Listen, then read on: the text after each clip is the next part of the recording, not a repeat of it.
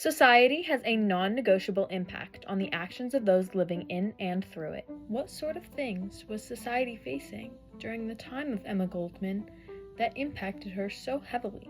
The first Red Scare had undoubtedly the most impact on Goldman of any event ever in her life. Race hysteria surrounding topics of immigration, especially Russian immigration, and anarchism in general, encouraged Goldman to speak up. Emma Goldman used the opinions against her to draw more attention to the immigrant experience in America.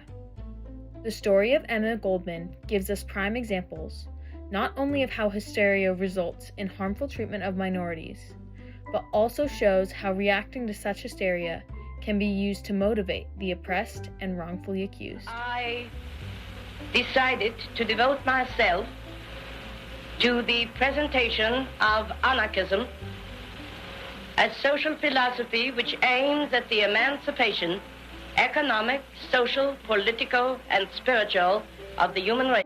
Women in the American Story details how Emma Goldman was an activist, born to a Russian and Jewish family in Konov, Lithuania, 1869. Being Jewish without a way to navigate poverty issues and growing up in an abusive household helped her develop a voice for the oppressed. She later moved to Russia, where she began to study political radicalism at a young age. Later on, she barely escaped to the US after being threatened to be set up in an arranged marriage at only 16 years old. In her autobiography, Living My Life, she depicts how she believed her immigration to America would be a positive experience of new beginnings, a belief that would quickly fade into an old dream. This awakening pushed her to use her voice and develop writings to support her beliefs. More of the stories in Living My Life include that of the Haymarket Affair. The Haymarket Affair began simply as a citywide strike across Chicago, where workers were protesting for 8-hour workdays. Across the city, workers of all professions and trades gathered peacefully.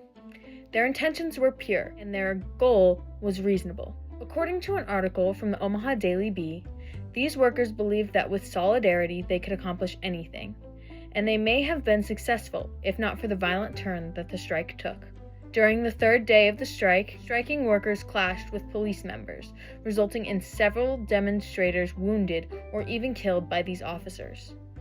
Many strikers were outraged. This encouraged further violence from the strikers. The next day, the fourth and last day of the strike, a group of labor activists are forced to end a meeting being held near Haymarket Square.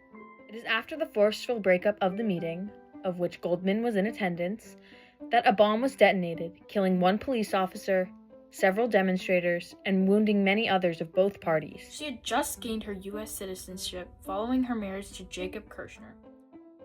Goldman, a garment worker at the time, as explained by Stephen from libcom.org, viewed the Haymarket Affair to be a pivotal moment in her personal life and the lives of many other anarchists. Looking forward to 1892, Goldman had developed a relationship with Alexander Berkman, whom she confided in and made many works with. The Homestead conflict pushed this relationship to the max. The Homestead conflict, as detailed by AFL-CIO, was a violent laborers' strike that took place at Carnegie Steel as a result of wage cuts made by Henry Clay Frick. Frick brought in Pinkerton detectives to try and quietly end the strike, which is where the violence broke out. Although there were few deaths because of this violence, the Union suffered from a major setback. Following this, Goldman and Berkman came up with a plan to assassinate Frick out of revenge. Bush from the Jewish Current Archive explains that it was Berkman who shot Frick, attempting to kill him. Because of this, Berkman was sentenced to 22 years in jail, while Emma was arrested, but never served any jail time due to lack of evidence. She began to give many lectures regarding anarchism and how people like Frick make life harder for the oppressed working class. It was these lectures that led to more violence and more of a reason for Goldman's name to be memorized. The assassination of President William McKinley shocked many upstanding and patriotic Americans. McKinley, despite having a rough first term because of the Spanish-American War, stepped into his second term as a popular candidate. According to PBS, on September 6, 1901, while the president was speaking in Buffalo, New York, he was shot twice in the abdomen. He died 8 days later due to gangrene from these wounds. Up until this point in history, only 2 American presidents had been assassinated, including Abraham Lincoln and James Garfield. Political violence at this scale was practically unheard of. This caused a major uprising in panic and hysteria across the country. McKinley's assassin, a man named Liam Kolgosh, was an anarchist himself, and this made it much more difficult for many anarchists to state their opinions. Many associated all people with slightly similar beliefs with this act of violence, tying them to a harmful stereotype that would not be abandoned for many years to come. Goldman came to Czolgosz's defense in her book The Tragedy at Buffalo. Despite being arrested again after Czolgosz had credited her lectures to be his motive to kill, she was quickly released from custody once again due to lack of evidence. But Goldman had all the evidence she needed to keep fighting and writing defense for her cause, which is exactly what she did. She also continued to give lectures over workers' rights and controversial topics of women's rights. In these efforts, she was arrested for speaking on birth control in 1916, where she served 15 days. Criticism, legal issues, and hard work only pushed Goldman to keep fighting, even as the events targeted towards her kept unfolding.